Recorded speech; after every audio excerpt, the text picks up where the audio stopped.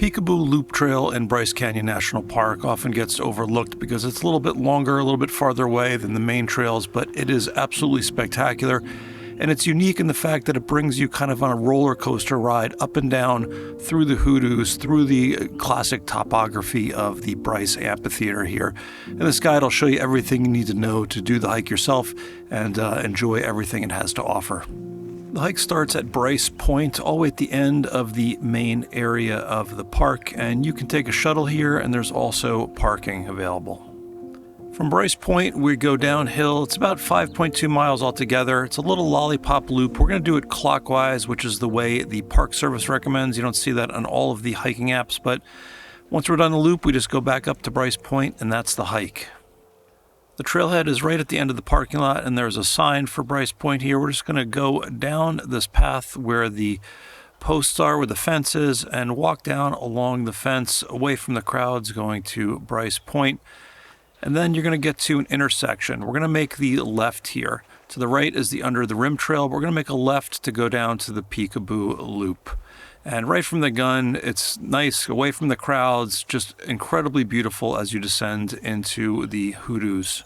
One of the things I love about this hike you don't hear a lot about are that there are arches to go through, which is always fun. Not just this one, but there's a few of them along the way, but this one's on the descent, and you can see we're like right in the thick of it here, right in the classic Bryce topography here. Now, as you descend, if you hear a lot of voices wondering where they're coming from, just look up. We're kind of underneath the viewpoint at Bryce Point there. All the tourists are up there enjoying it, but we're down here in it. Now we're going to continue down in the hoodoos. Just look at this, just so spectacular. And if you look down, you'll see some switchbacks winding, and eventually we're going to come down to the loop part of it. Now, the Park Service recommends we do this to the left, do the loop clockwise, which is what I'm going to do, and I agree with. I think it's probably the better way to do it.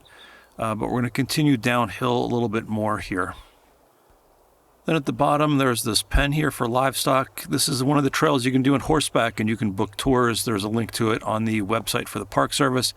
But we're just going to go by here, and then right past here, there's a little turnoff for a toilet that's open in the summer to the left, but we're going to keep going straight and start doing some of that up and down that I mentioned earlier. When you get to this interpretive display, this is the wall of windows. These are kind of hoodoos in the making. First, they're arches, and then the arches collapse and they become hoodoos. And then after the wall of windows, we're going to have a little bit of climbing. It's short, it's steep, but there are switchbacks to make it a little bit more tolerable. It's amazing engineering here. This is all built by the CCC, I believe, in the 1930s, but some incredible trail engineering as you go, including another tunnel as we go through here. And you can see we're right in the thick of it. We're right in the classic Bryce landscape here as we go through some of these rock formations, and just, you're in it here. That's what I like about the Peekaboo Trails. It's like you're actually in the topography as opposed to just looking at it. Now, as we continue along, if you look down, you're going to see some trails down in the distance. That's the kind of the top of the loop, and that connects with the Navajo Loop and Wall Street if you'd like to do that. But we're going to continue on the loop, and then at the bottom of this descent, you'll see a sign right here. We're going to stay right to continue on the Peekaboo Loop. Stay right around this bend here.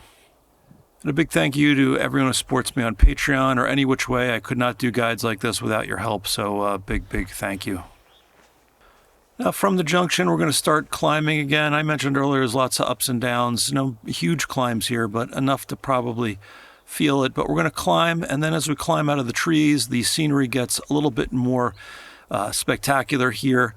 The rock formations off to the left are known as the Fairy Castle as we kind of hike up to the top of this hill here. Then we head down again. You can see the viewpoint up at Bryce Point ahead. And then we're going to make a turn to the right and go through Peekaboo Arch, which is a neat one, as we go down into the hoodoos. And then it gets a little more wooded, a little more forested, and then we start heading uphill once again.